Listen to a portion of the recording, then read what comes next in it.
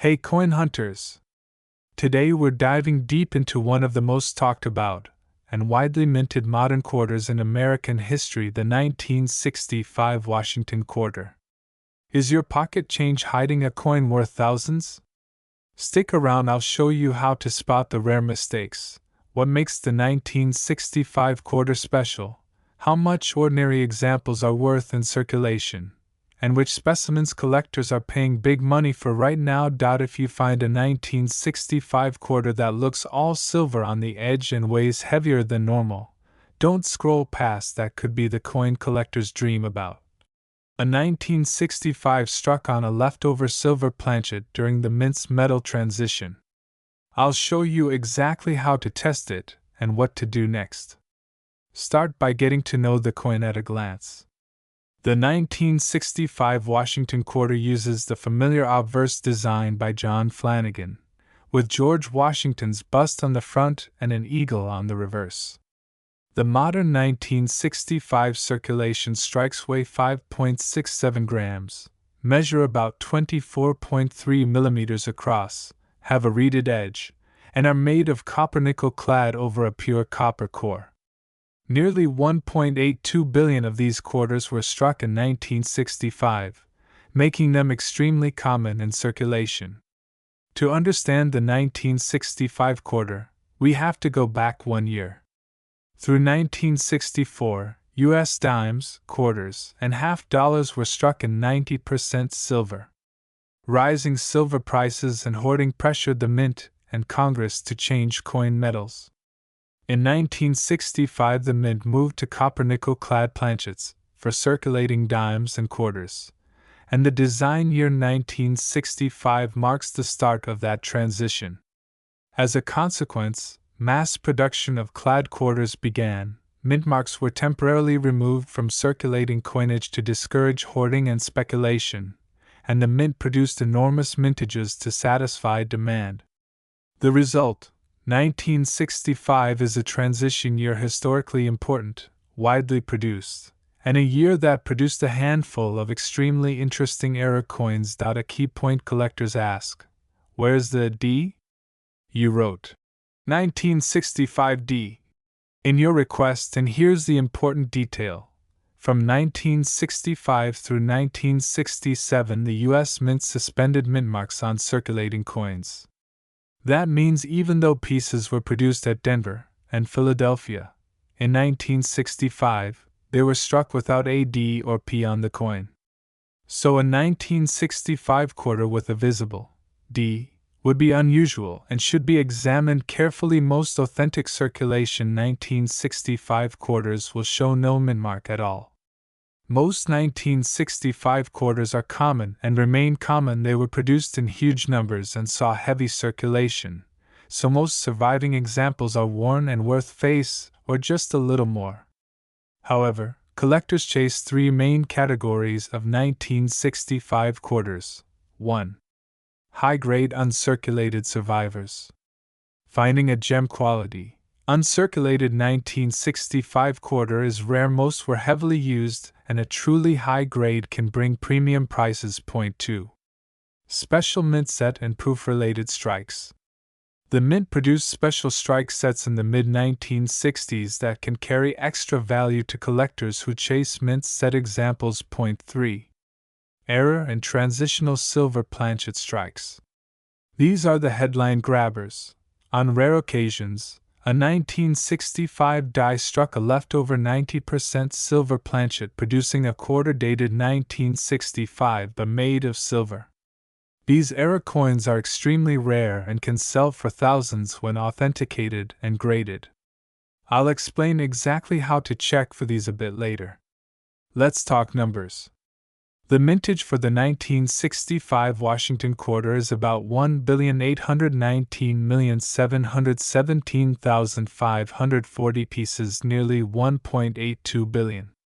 That sheer volume is the reason most 1965 quarters are only worth face value or a few dollars, even in uncirculated grades. A super rare error or an exceptional mint state grade is required to make a 1965 jump from common to valuable. If you suspect you've found something special, Here are the practical tests collectors use. Use a pair of precise tools, a jeweler's loupe, a digital scale that measures to at least 0.01 grams, and good lighting. A normal 1965 clad quarter weighs about 5.67 grams. A genuine 90% silver quarter weighs about 6.25 grams. If your 1965 dated quarter weighs over 6 grams, that's an immediate red flag and reason to have the piece inspected by a reputable grader. Look at the edge. Clad quarters show a copper-colored stripe, the copper core between the silvery outer layers. A true silver planchet specimen will have a continuous silver-colored rim with no copper band. Use a strong magnifier and inspect the cross-section. Experienced collectors sometimes use a ring or ping test. Silver coins produce a higher pitched ring compared with the duller sound of base metal clad coins. This test is supportive but not definitive, always confirm with weight and professional authentication. If any of these checks point to a silver planchet or other anomaly, stop. The next step is to bring the coin to a reputable coin dealer, or submit it to a major grading service like PCGS, NGC, or ANAX for authentication. Once a coin is certified as a genuine silver planchet 1965, it becomes much easier to sell and typically achieves far higher prices at auction. You'll see headlines claiming 5-figure sales for a 1965 quarter. Those headlines are real but reflect the tiny handful of authentic silver planchet errors, and the grades those coins received. Auction houses and grading services have recorded sales where a certified 1965 struck on a silver planchet sold for multiple thousands of dollars. But remember, those are exceptions, not the rule. For ordinary circulated 1965 quarters, you'll typically only get face value or a small premium. So what should you expect when you look up prices today? For most circulating 1965 quarters, the value is very modest. Circulated, worn examples commonly trade at or just above face value, often between 25 cents and about $1 depending on condition and demand. Better uncirculated grades and pieces from special mint sets can range from a few dollars into the low tens. Extremely rare silver planchet or other verified error coins are a separate category and have sold at auction for thousands, depending on grade and provenance.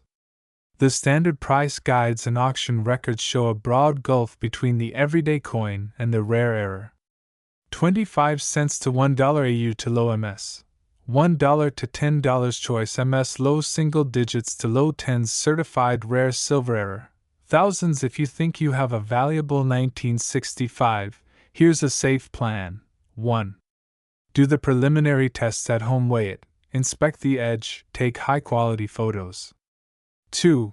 Don't rely on a single test, get a second opinion. 3. Take the coin to a local reputable dealer or coin shop for a hands-on check.